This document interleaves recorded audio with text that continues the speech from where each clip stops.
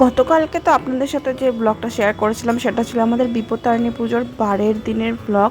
আজ হচ্ছে এই ব্লগটারই কন্টিনিউইং পোর্শনটা। আর আজকের ব্লগটা দেখাবো আমাদের বিপত্তারিণী পুজো এই বছর কেমনভাবে হলো। বারের দিন আমাদের যে সুন্দর নিরামিষ ফুলকপির তরকারিটা রান্না হয়েছিল সেই রেসিপি আপনাদের সাথে শেয়ার করেছিলাম।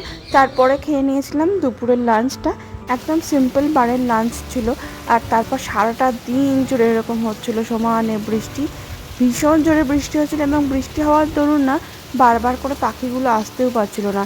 এখন ওরা এক দুবার করে আসে যখন যখন বৃষ্টিটা থেমে যায় ঠিক তখন তখন। আর তাছাড়া বৃষ্টি হলে তো আসতেও পারে না। সেই জন্য খাবারগুলো আমি সারা দিনই দিয়ে রাখি, যখন মন হবে তখনই ঠিক আসবে। তারপরে সন্ধেবেলা পুজোর জোগাড়ের জন্য মা একদম ব্যস্ত হয়ে পড়েছিল। সকালবেলাতে আপনাদের দেখিয়েছিলাম 6-7 রকম ফল হয়েছে, বাকি যে ফলটুকু ছিল সেটাও আজকে হয়ে গেছে। আর ফুলের পোর্শনটা হবে আগামীকাল বিপত্তারিণী পুজোর সকালে।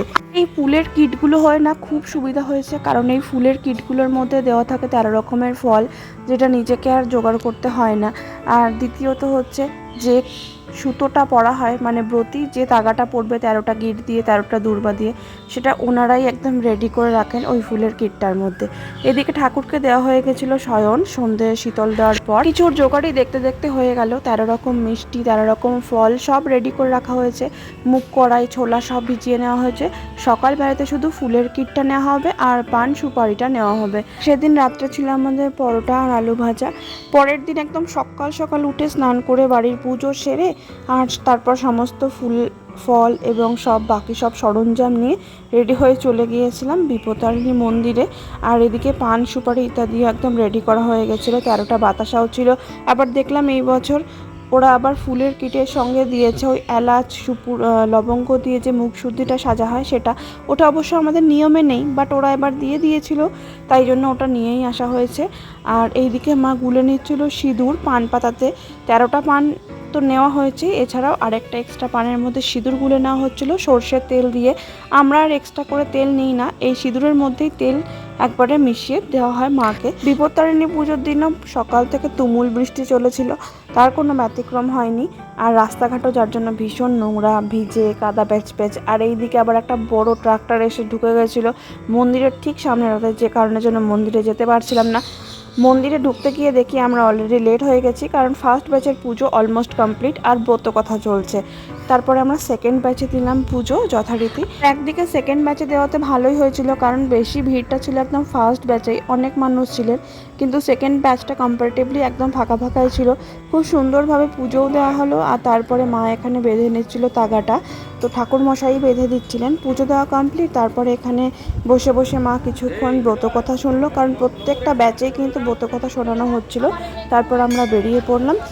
আমাদের পুজো দেওয়া কমপ্লিট, প্রসাদ দিয়ে এবার চললাম বাড়িতে গিয়ে বাঁধা হবে সবারই হাতে বিপত্তারিণী পুজোর তাগা। বছর একটা নতুন জিনিস দেখলাম, সেটা হচ্ছে আমাদের পাড়ার বাঙালিরা বাদেও নন বেঙ্গলিরাও কিন্তু মন্দিরে এসে দেখলাম বিপত্তারিণী মায়ের পুজো করেছে, যেটা বেশ ইউনিক আর একদম নতুন অভিজ্ঞতা আমার কাছে। বাড়ি এসে পরে দেখলাম যে আমাদের লেবু গাছকে ঘিরে নতুন একটা গাছ উঠছে। মা বলছে এটা লাউ গাছ, কুমড়ো গাছ নয়। এমনিতে তো আমাদের বাড়িতে কুমড়ো গাছের বন হয়ে আছে। এরপরে দেখলাম লাউ গাছ উঠছে, আর কাঁঠাল গাছে যে কাঁঠালগুলো ঝুলছে তার মধ্যে এখনই একটা কাঁঠাল দিয়ে আসা হবে মা বিপত্তারিণীর উদ্দেশ্যে মন্দিরে। বর্ষাতে গাছেরা প্রচুর বড় বড় হয়ে গেছে। যে সমস্ত ছোট ছোট চারা গাছ লাগানো হয়েছিল সেগুলো অনেক লম্বা লম্বা হয়ে গেছে। টগর গাছটা ভর্তি রয়েছে পুরো ফুলে। টগর আর গন্ধরাজ এই গাছ দুটোতে বর্ষাকাল জুড়ে প্রচুর ফুল ফোটে। আর এখন বাড়ি এসে সবাইকে প্রসাদ দেওয়ার আর হাতে তাগা বেঁধে দেওয়ার পালা। মা সবাইকে প্রসাদ দিয়ে হাতে তাগা বেঁধে দিয়েছে। আরেকটা ঠাকুরের ম্যাজিক দেখুন, যতক্ষণ আমরা মন্দিরে ছিলাম মানে যাওয়া থেকে ফেরা স্তক এক ফোঁটাও বৃষ্টি পড়েনি, আর বাড়ি আসার পরে একদম ঝমঝম করে বৃষ্টি আরম্ভ হয়ে গেল। তো এটা ঠাকুরের ম্যাজিক ছাড়া আর কিছুই না, ঠাকুরের কৃপা বলা যায়। যাই হোক, জয় মা বিপত্তারিণী। এবছরের মতন পুজো খুব সুন্দরভাবে সম্পন্ন হয়ে গেল। আর এরপর খেয়ে নিয়েছিলাম জলখাবারে হালুয়া, কারণ আজকের দিনটা তো বেসিক্যালি লুচি আর সুজি খেয়েই কাটানো হয়, নুন খাওয়া হয় না। এটাই আমাদের এখানকার বিপত্তারিণী পুজোর নিয়ম, কোনো জিনিসে নুন দিতে নেই, তাই লুচি সুজিটাই বেস্ট অপশন। আর তারপরে এসেছিলো একটা গ্রোসারির অর্ডার, কারণ সামনেই হচ্ছে আমাদের গোপাল সোনার জন্মদিন উল্টো রথের দিনকে। আর সেই জন্য আনিয়ে নিয়েছিলাম মিল্ক মেড, দুধ ইত্যাদি টাইপের জিনিস। আর লাস্ট এক সপ্তাহ ধরে আমাদের কেবল লাইনটা একটু ডিস্টার্ব করছিল বলে সেটাও আজকে মা বিপত্তারিণীর কৃপায় রিপেয়ারিং হয়ে গেল। তারপর সন্ধ্যাবেলাতে এসেছিল আমার মামনির বাড়ি থেকেও বিপত্তারিণী পুজোর প্রসাদ। আর এই প্রসাদটা খেতে খেতেই চলুন ব্লগটা এখানে শেষ করি। ভিডিওটা ভালো লেগে থাকলে একটা লাইক করে দেবেন আর পেজটাকে ফলো সাবস্ক্রাইব করতে ভুলবেন না। Okay bye, thanks for watching.